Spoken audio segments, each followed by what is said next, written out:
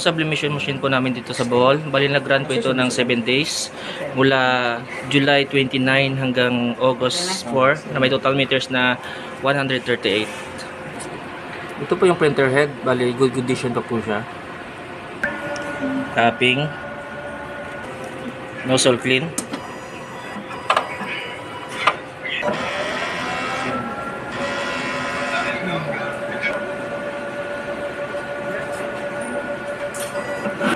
After head clean po, punasan po yung wiper. Tapos yung capping. Nozzle test.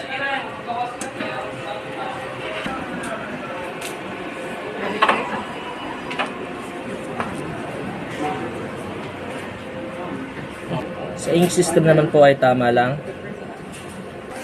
Waste tank naman po ay nililinis tuwing Monday. ADR. At ito naman po yung aking ICC profile. Ito naman po yung aking use ink. Unused ink. Bali isa lang bote na lang po yung aking sayan.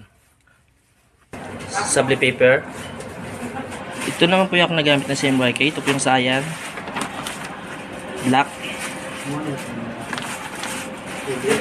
Magenta. Yellow. At subli paper po. Ito po.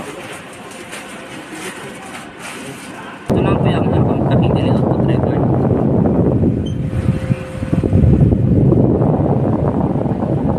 At daily checklist po.